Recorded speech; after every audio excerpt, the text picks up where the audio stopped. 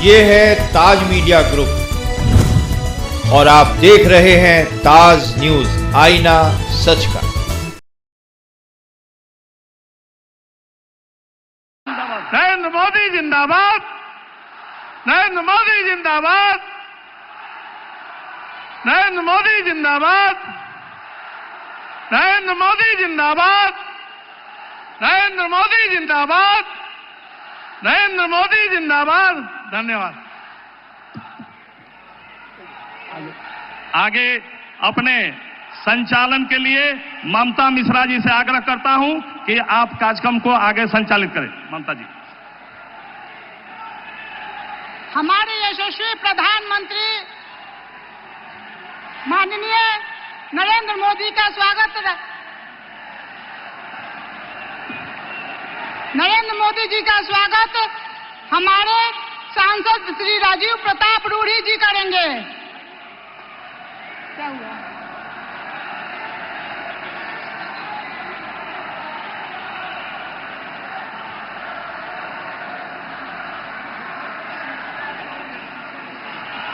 इस छपरा की पावन धरती पर हमारे यशस्वी प्रधानमंत्री श्री नरेंद्र मोदी जी का स्वागत राजीव प्रताप रूढ़ी जी करेंगे।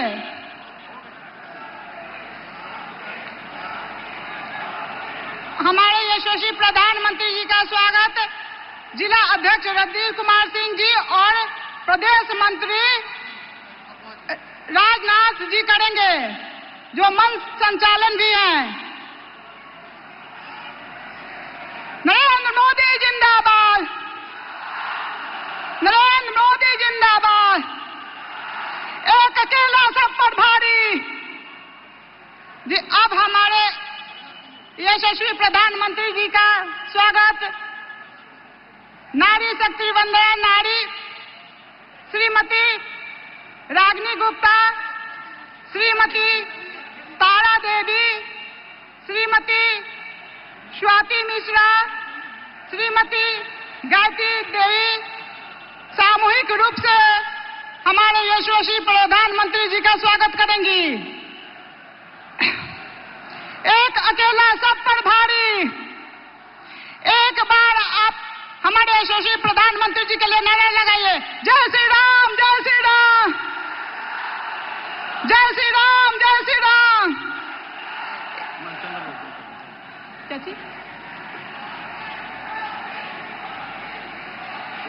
अब हमारे महाचंद्र बाबू अंग वस्त्र देकर हमारे यशस्वी प्रधानमंत्री जी का स्वागत करेंगे। माननीय रूढ़ी जी। अब स्वागत भाषण के लिए हमारे सांसद श्री राजीव प्रताप रूढ़ी जी मंच पर आए। जय श्री राम, जय श्री राम।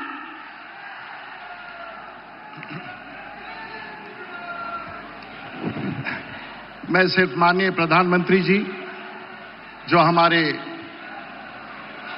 विश्व के नेता हैं, हमारे मार्गदर्शक हैं, हमारे प्रेरक हैं, मैं सिर्फ 2 मिनट उनके स्वागत में यहां खड़ा हूं। और मुझे लगता है कि हमारे जैसे छोटे से कार्यकर्ताओं के लिए जो भी राजनीतिक यात्रा है, जो प्रेरणा है, मैं प्रत्येक दिन माननीय प्रधानमंत्री की उन तमाम योजनाओं को लेकर के जब सोचता हूं तो देखता हूं कि किस प्रकार से माननीय प्रधानमंत्री जी अपनी योजनाओं को हमारे जैसे छोटे कार्यकर्ताओं से मिलकर के उसको कार्यान्वित। माननीय प्रधानमंत्री जी, मैं इतना ही कहना चाहूंगा कि आज जो हम चुनाव लड़ रहे हैं, मैं अपने राजनीतिक जीवन का ये 11वां चुनाव लड़ रहा हूं और मैं देख रहा हूं कि मेरे खिलाफ जो प्रतिद्वंदी है वो एक परिवार है और उस परिवार के पूरे खानदान की लड़ाई मेरे से होती रहती है और मैं परिवारवाद के खिलाफ आपका मंतव्य जानता हूं, लेकिन आपके आशीर्वाद से अगर मेरा परिवार कोई है तो वो भारतीय जनता पार्टी है। मेरा कोई परिवार है तो भारतीय जनता पार्टी का कार्यकर्ता है। मेरा कोई परिवार है तो वो लाखों लोग हैं जिनका आशीर्वाद आपके माध्यम से हमारे लोगों को मिलता रहता है और मैं यहां पर आपके उस आशीर्वाद के साथ खड़ा हूं और छपरा के आशीर्वाद के साथ खड़ा हूं। मेरा कोई खून का रिश्ता नहीं है। मेरी मां यहां चुनाव प्रचार नहीं कर रही है। मेरे पिताजी यहां चुनाव प्रचार नहीं कर रहे हैं, मेरे भाई यहां चुनाव प्रचार नहीं कर रहे हैं। मेरा चुनाव प्रचार आपका सैनिक, भारतीय जनता पार्टी और एनडीए का एक एक कार्यकर्ता परिवार के रूप मुझे समर्थन दे रहा है और उसी परिवार को लेकर के मैं आपके बीच में आया। मेरा परिवार है, मेरा परिवार मेरा राष्ट्रभक्त मित्र है, मेरा परिवार वो संकल्प और त्यागी दोस्त है। मैं आपके बीच में आया हूं। महोदय, आज आपने भगवान राम को भी शरण दिया, भगवान राम को अपने घर बैठाया। आज देश में भगवान का भी किसी को आशीर्वाद प्राप्त है तो वो देश के प्रधानमंत्री नरेंद्र मोदी को और देश में उन तमाम भारतीय जनता पार्टी और एनडीए कार्यकर्ताओं को और उन नागरिकों को जिन्होंने भगवान राम को अयोध्या अपने घर पर पहुंचा दिया। महाराज, एक गिनीज बुक ऑफ वर्ल्ड, अंतिम बिंदु है महाराज, एक Guinness book of world record बनने वाला है छपरा में। और ये Guinness book of world record Chhapra का जो माननीय प्रधानमंत्री जी बनने वाला है, एक तरफ आपने पिछले चुनाव के पहले 3 करोड़ लोगों, 10 लाख लोगों को छपरा में गैस का कनेक्शन दिया था और इस बार आप 3.5 लाख घरों में भारत का पहला जिला होगा जहां गांव-गांव तक रसोई गैस पहुंचने वाला। ये Guinness book of world record में जाएगा। लेकिन दूसरा एक और Guinness book of world record में जाएगा कि एक ही परिवार से लड़ने वाला सांसद जो एक मुख्यमंत्री से लड़े, उनकी पत्नी से लड़े, उनके बेटे से लड़े, उनकी बेटी से लड़े, वो अपने आप में गिनीज बुक में वर्ल्ड रिकॉर्ड है कि राजीव प्रताप रूडी आपके आशीर्वाद से यहां उस चुनौती को स्वीकार करता है। और मुझे विश्वास है कि आपके माध्यम से, आपके आशीर्वाद से जब हम छपरा जीतते हैं तो बिहार के 40 सीट जीतते हैं और जब हम 40 सीट बिहार में जीतते हैं तो 400 सीट इस बार देश में हम जीतेंगे आपके नेतृत्व में। आपका नमन, छपरा की धरती पर आपका स्वागत। बहुत बहुत धन्यवाद। नमस्कार, जय हिंद, वंदे मातरम। अब हम सब जिनके इंतजार में 4 घंटे से 44 डिग्री तापमान में भी हम लोग ललायित है, वैसे नए भारत के नए शिल्पकार, देश के यशस्वी माननीय प्रधानमंत्री नरेंद्र भाई मोदी जी से आग्रह करता हूं कि आवे, हम सबको बड़े ही विनम्र भाव से आग्रह करता हूं कि आवे और सारण वासियों को संबोधित करने की कृपा करें।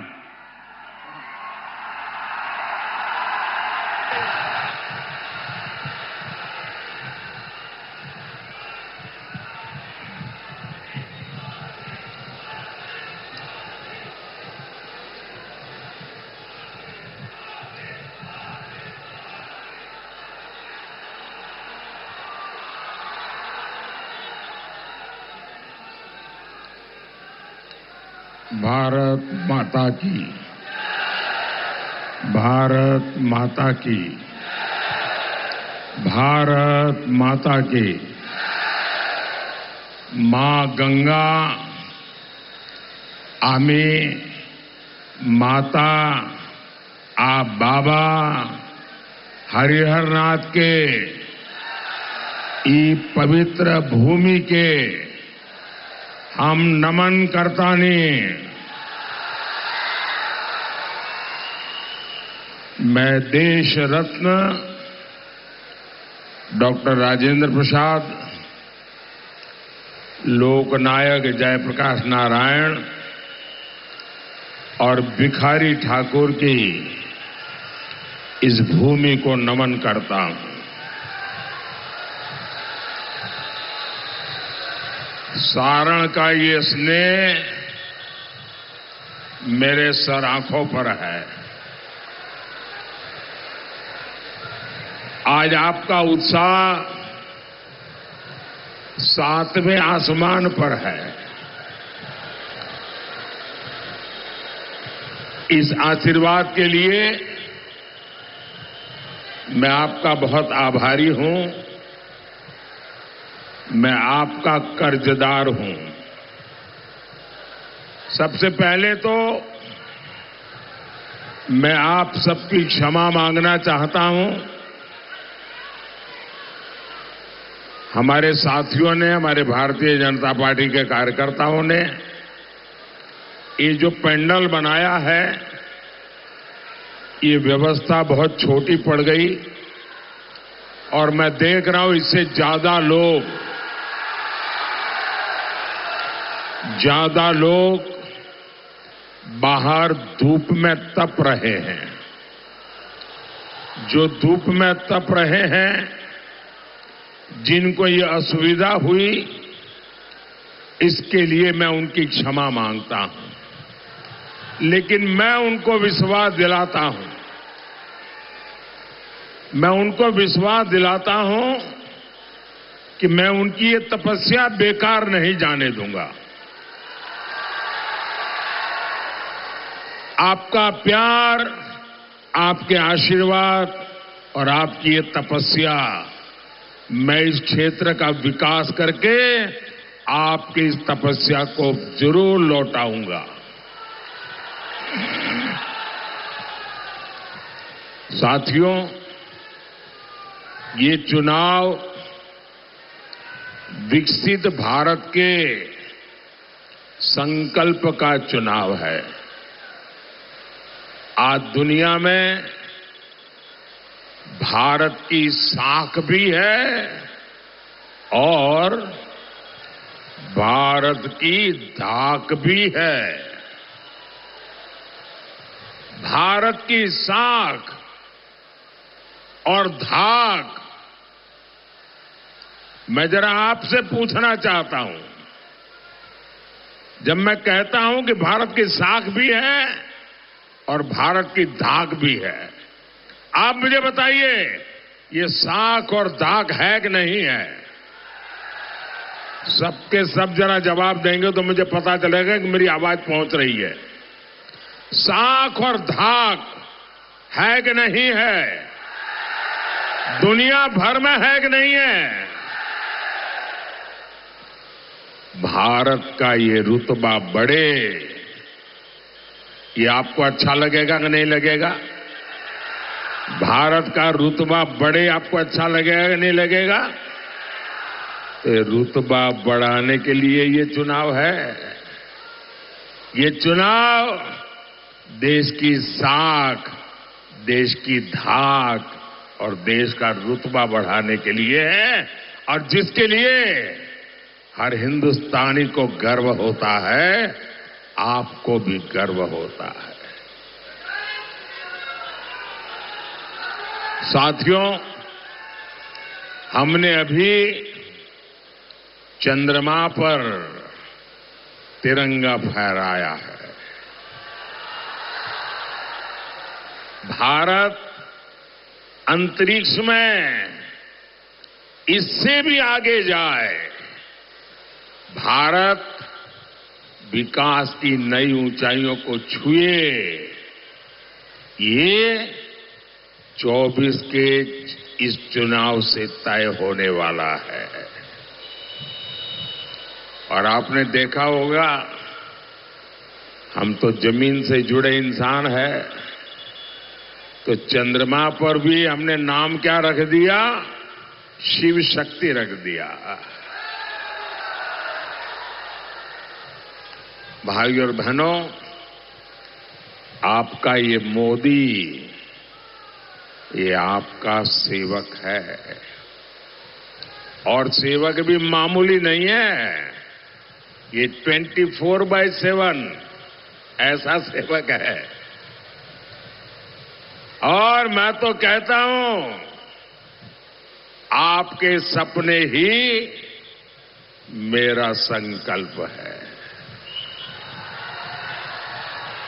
और इसके लिए 24/7 फॉर 2047 ये मोदी का गारंटी है। आपने मुझे एक जिम्मेदारी दी और मैं उस जिम्मेदारी को बहुत ईमानदारी से निभा रहा हूं। उतनी ही ईमानदारी से मैं आज देश के लोगों को अपना रिपोर्ट कार्ड भी दे रहा हूं। आज देश भी देख रहा है, मोदी ने अपने 10 साल में कांग्रेस के 60 साल से ज्यादा विकास करके दिखाया है। मोदी ने 10 साल में ज्यादा एक्सप्रेसवे और हाईवे बनाए। मोदी ने 10 साल में ज्यादा आधुनिक ट्रेनें चलाई, ज्यादा रेलवे ट्रैक बिछाए। साथियों, हमारे देश में 60 साल में जितने एम्स खुले थे उससे 2 गुने ज्यादा एम्स हमने 10 साल में खोल दिए हैं। 10 वर्षों में हमने देश में मेडिकल कॉलेज की संख्या डबल कर दी है। यहां छपरा में भी 500 बेड का मेडिकल कॉलेज खुला है। आज देश के हर राज्य से एक्सप्रेस वे गुजर रहे हैं। पूरे देश में हाईवे का जाल बिछ रहा है। आप मुझे बताइए, ये आरजेडी का, कांग्रेस का, ये एनडीए के जो विकास है उसके सामने कोई मुकाबला है क्या? कोई मुकाबला है क्या? इस जनता को बुड़बक समझ है।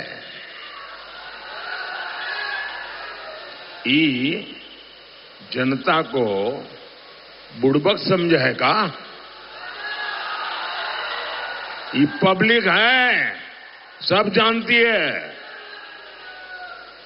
साथियों, कांग्रेस सरकारों ने इतने दशकों तक गरीब का पेट नहीं भरने दिया। गरीब और गरीब होता जा रहा था। देश की अर्थव्यवस्था बदहाल होती जा रही थी। लेकिन सरकार में बैठे लोग कहते थे और बिना शर्म कहते थे, हमारे पास क्या जादू की छड़ी है क्या? ये घोटाले करके अपनी तिजोरियां भर रहे थे, लेकिन गरीब का पेट भरने की चिंता उन्हें नहीं थी। साथियों, ये मोदी है जिसने गारंटी दी कि कोई गरीब भूखा नहीं सोएगा। गरीब के घर का चूल्हा जलता रहेगा। ये मोदी है जिसने गारंटी दी और आज 80 करोड़ देशवासियों को मुफ्त में राशन पहुंच रहा है। ये मोदी है जिसने गारंटी दी कि मैं जिसके पास घर नहीं है, जो झुग्गी झोपड़ी कच्चे मकान में जिंदगी गुजारता है, जो गर्मी में, बारिश में, ठंड में परेशानी से जीता है, मोदी चैन से नहीं बैठ सकता। इसलिए मोदी ने तय किया, मैं गरीबों के लिए पक्के घर बनाऊंगा। 4 करोड़ पक्के घर बना के गरीबों को दे दिए। अच्छा, मेरा एक काम करेंगे आप लोग? मेरा एक काम करेंगे? सबके सब जरा हाथ ऊपर करके बताएं तो मैं बताऊं काम। मेरा एक काम करेंगे? पक्का करेंगे? देखिए, अभी आप ये राजीव रूडी के लिए गांव-गांव जाते होंगे, चुनाव प्रचार करते होंगे, लोगों से मिलते होंगे। कहीं पर भी अगर आपको गांव में कोई ऐसा परिवार नजर आए जो आज भी झोपड़ी में रहता है, घर उसका कच्चा है, अगर उसके यहां शौचालय नहीं है, अगर उसके यहां नल से जल नहीं पहुंचा है, अगर उसके यहां गैस का कनेक्शन नहीं है, तो आप उसका डिटेल लिख करके मुझे भेज दीजिए और उसको कह देना कि मोदी जब तीसरी बार प्रधानमंत्री बनेगा ना, जो रह गए हैं उनका भी काम हो जाएगा। और आप बिना चिंता किए, ये मोदी की गारंटी है, बता देना, मेरे लिए तो आप ही मोदी है। हर घर में साफ पानी पहुंचे, महिलाओं को शौच के लिए बाहर जाना न पड़े, बहनों को चूल्हे के धुएं में सांस न लेनी पड़े, जीवन की ऐसी छोटी छोटी चीजें, छोटी बड़ी जरूरतें, इनकी चिंता मोदी ने की। और ये मैं किताबों में पढ़ के नहीं आया था, इसके मैंने किसी का टीवी वीडियो मंगवा के नहीं देखा था, मैं उस जिंदगी को जी करके आया हूं।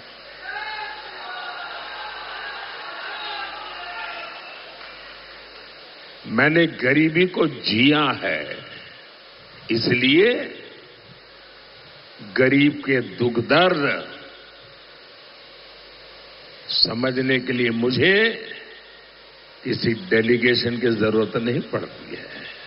और इसलिए मेरे हर काम में, मेरी हर योजना में मेरा देशवासी उसके मध्य में होता है, क्योंकि मैं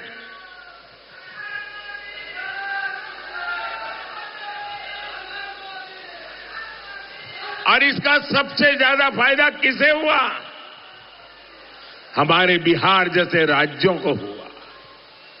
आज बिहार के 8 करोड़ से ज्यादा जरूरतमंदों को मुफ्त राशन मिल रहा है। 1.25 करोड़ शौचालय बिहार की बहनों के लिए बने हैं।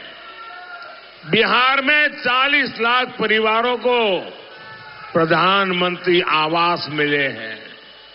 और मोदी इतने पर ही नहीं रुका है, मोदी ने तय किया है अगले 5 वर्षों में हम गरीबों के लिए 3 करोड़ और घर बनाएंगे। मोदी को एहसास है कि हमारे युवाओं को अपने माता पिता के इलाज की चिंता रहती है। आजकल हर परिवार में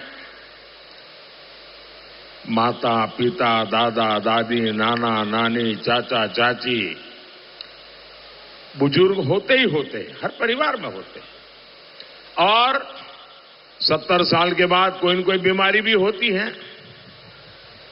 सब मेरे जैसे थोड़े होते हैं। और मुझे तो परमात्मा ने आपकी सेवा के लिए भेजा है, इसलिए वही मुझे तो संभाल लेता है। लेकिन आपके परिवार में तो कोई न कोई बीमारी होती है, और उसके कारण जो बेटा बेटी कमाते हैं उन पर डबल चिंता रहती है कि माँ बाप की सेवा करें, उनकी बीमारी में इलाज करें, कि बच्चों की पढ़ाई का चिंता करें, बच्चों के सपने पूरा करें, क्या करें, ये उसकी चिंता होती है। और इसलिए मैंने तय किया है अब आप अपने माता पिता की, दादा दादी की, चाचा चाची की, नाना नानी की, जो 70 साल से ऊपर के हैं, बीमारी में उनकी इलाज की चिंता मत कीजिए। दिल्ली में उनका बेटा बैठा है। अब उनके इलाज की चिंताएं मोदी करेगा। 70 साल से ऊपर की आयु के बुजुर्गों के इलाज को मुफ्त करने की हमने व्यवस्था सोची है। और ये मोदी की गारंटी है।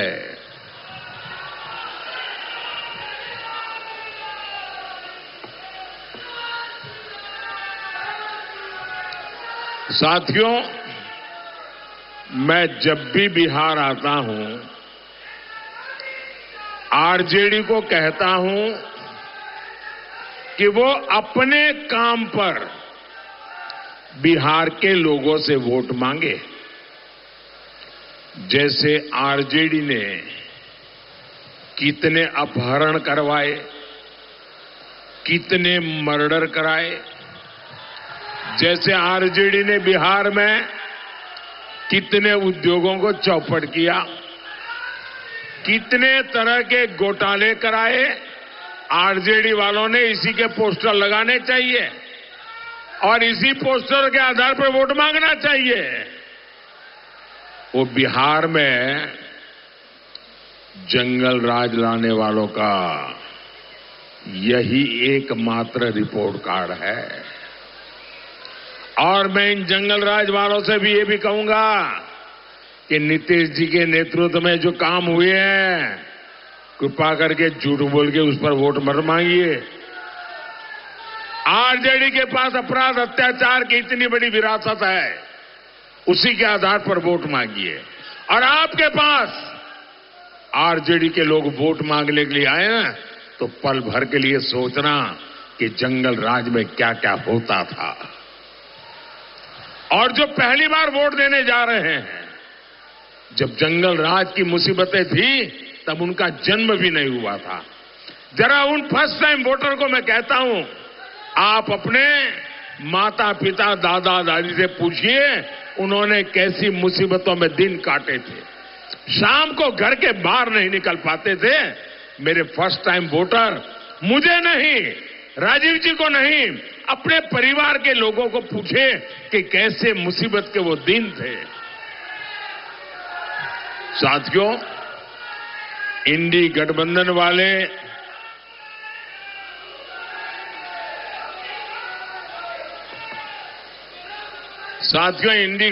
वाले आजकल मुंगेरी लाल के सपने भी देख रहे हैं। ये सपना देख रहे हैं कि केंद्र में इनकी सरकार बन जाएगी। और इन लोगों ने एक और बात तय कर ली है। ये लोग, भाई मेरी आवाज आपके जैसी मजबूत आवाज नहीं है मेरी। अगर आप मुझे अवसर दें तो मैं बोलूं। इतने प्यारे नौजवान हो आप, इतने उत्साह से भरे हुए हो, लेकिन आपकी जो आवाज है ना उसको संभाल के रखना, कभी काम आएगी बहुत। इन लोगों ने सोचा है कि 5 साल में 5 प्रधानमंत्री। अब देखिए मुंगेरी लाल सपने कैसे देखते हैं, क्योंकि वो भानुबहन का कुनबा इकट्ठा होने वाला नहीं है जी। ये भानुमती का कुनबा इकट्ठा होने की संभावना नहीं है। इसलिए नई फॉर्मूला लाए कि हर साल एक प्रधानमंत्री, 5 साल में 5 प्रधानमंत्री। अब मुझे बताइए भाई, 5 साल में 5 प्रधानमंत्री होंगे तो इस देश का भला होगा क्या? मुझे बताइए, भला होगा क्या? अरे आपके स्कूल में बच्चा पढ़ता है ना, और अगर हर 2 महीने में टीचर बदल जाए तो आप जाकर के शिकायत करोगे कि भाई ये हर 2 महीने में टीचर बदल जाता है, मेरे बच्चे का क्या होगा? ये कहते हैं 5 साल में 5 प्रधानमंत्री। अब मैंने सुना था कि एक बार 10 किसान इकट्ठे हुए और उन्होंने सोचा कि थोड़ा पैसा निकाल करके हम ट्यूबवेल करें और पानी निकाल करके खेती अच्छी करें। तो उन्होंने पानी की जानकारी वालों को बुलाया तो उन्होंने कहा देखिए भाई 100 मीटर नीचे जाओगे तो पानी मिलेगा और आपके 10 खेतों में पानी से खेती हो सकती है। तो इन्होंने कहा बहुत अच्छी बात है, अगर 100 मीटर नीचे जाते हैं तो अपना तो काम हो जाएगा। तो इन 10 लोगों ने कहा कि ऐसा करो भाई, 10 मीटर मेरे खेत में गड्ढा करो, दूसरे ने कहा 10 मीटर मेरे गड्ढा करो, तीसरे ने कहा 10 मीटर मेरे यहां करो। तो 10 लोगों ने कहा देखिए 100 मीटर तो हो गया, अब मुझे बताइए ये 10 खेत में 10-10 मीटर के गड्ढे करेंगे तो पानी निकलेगा क्या? पानी निकलेगा क्या? भाई एक जगह पे 100 मीटर निकल जाओगे तब पानी आएगा। ये 5 साल में 5 प्रधानमंत्री हमारा सर फोड़ेंगे, क्या करेंगे? साथियों, अपना वजूद बचाने के लिए आरजेडी कांग्रेस तुष्टीकरण की जिद पर अड़े है।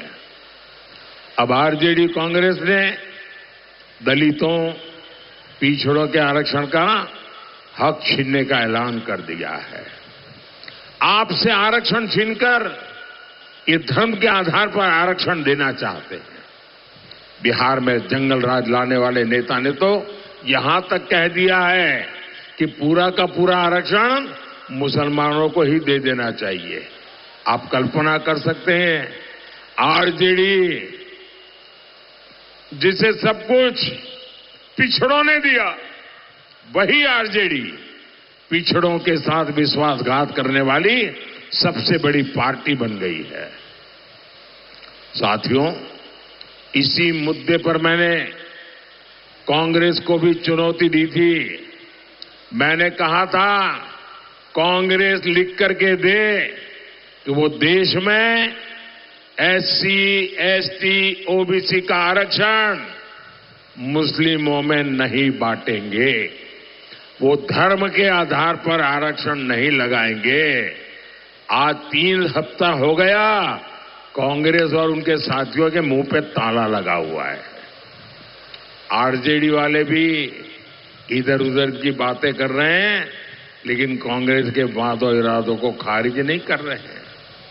इसलिए मैं आज बिहार के हर पिछड़े, हर दलित, हर आदिवासी को गारंटी देता हूं, ये जंगलराज वाले, ये कांग्रेस वाले कोशिश कर लें, मोदी दलितों, पिछड़ों के आरक्षण की लूट नहीं होने देगा, नहीं होने देगा, नहीं होने देगा।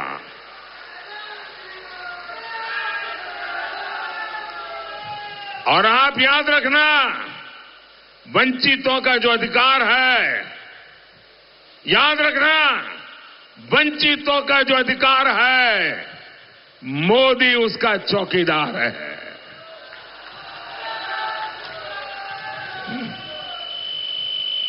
साथियों, आरजेडी और कांग्रेस को मैं ये बताना चाहता हूं, हमारे देश में एक बहुत बड़ा वर्ग ऐसा है जिसको आरक्षण का कोई फायदा नहीं मिला, लेकिन उन समाजों में भी गरीब लोग हैं। राजपूत समाज में भी गरीब लोग हैं, ब्राह्मण समाज में भी है, बनिया समाज में भी है। और इसलिए मैंने कहा कि समाज के जो अन्य वर्ग है, उनके जो गरीब बच्चे हैं, उनके लिए मैं 10% आरक्षण करूंगा। और आप देखिए, 10% आरक्षण किया, किसी का लूट करके नहीं किया, किसी को गाली गलौज करके नहीं किया, सबको साथ लेकर के किया और पूरी संसद को साथ लेकर के मैंने सामान्य वर्ग के गरीबों को आरक्षण दिया और देश में कोई तनाव नहीं हुआ, कोई झगड़ा नहीं हुआ, आराम से काम चल रहा है। लेकिन ये मुसलमानों को देख करके आग लगाना चाहते हैं।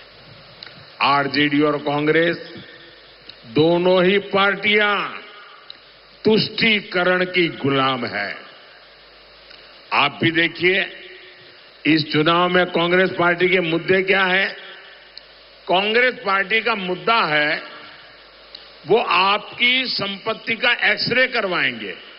बताइए, आपके लॉकर में क्या पड़ा है, आपके खेत कहां है, कितनी जमीन है, घर में सोना है, चांदी है, मंगलसूत्र है, क्या क्या है आपके पास, ये सारा एक्सरे करवाएंगे।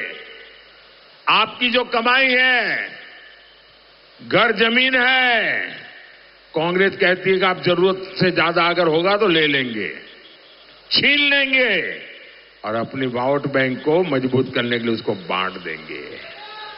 भाइयों बहनों, कांग्रेस के नेता कहते हैं कि संपत्ति पर पहला हक मुस्लिमों का है। यही नहीं, ये आपकी जीवन भर की पूंजी भी हड़पना चाहते। कांग्रेस कह रही है आपकी संपत्ति आपके बच्चों को नहीं मिलेगी।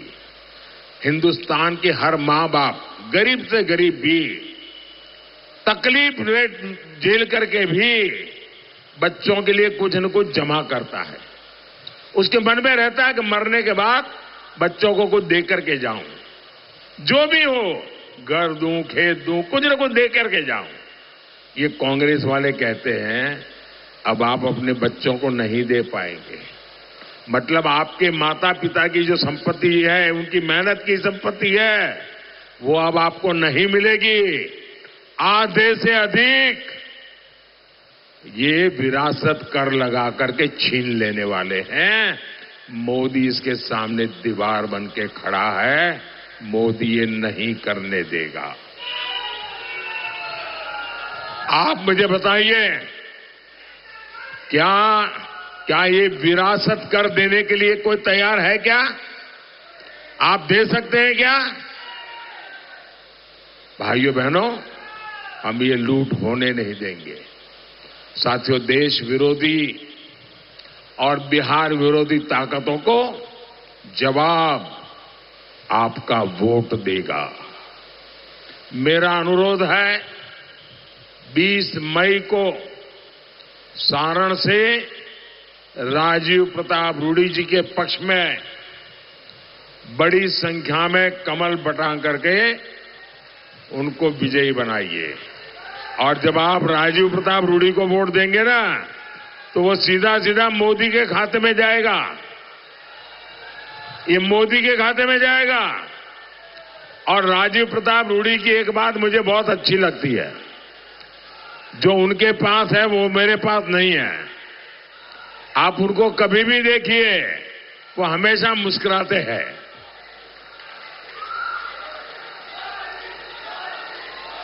तो आपको ऐसा सांसद जो हर पल आपके साथ रहे, आपके सुख दुख का साथी रहे, ऐसा सांसद मुझे भी मजबूती देगा।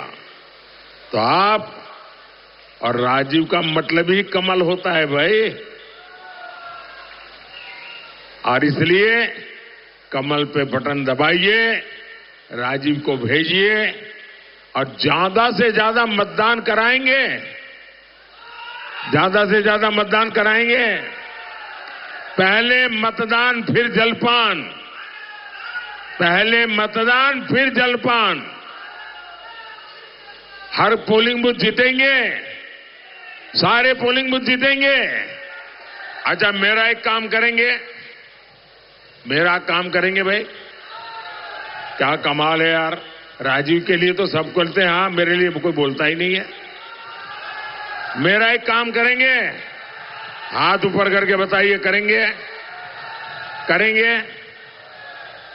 एक काम करना, यहां से ज्यादा परिवारों को मिलना, जाकर के ज्यादा से ज्यादा घरों में जाना और कहना कि मोदी जी छपरा आए थे और मोदी जी ने आप सबको जय श्री राम कहा है। मेरा जय श्री राम पहुंचा देंगे, मेरा जय श्री राम पहुंचा देंगे। मेरे साथ बोलिए, भारत माता की, भारत माता की, भारत माता की। बहुत बहुत धन्यवाद।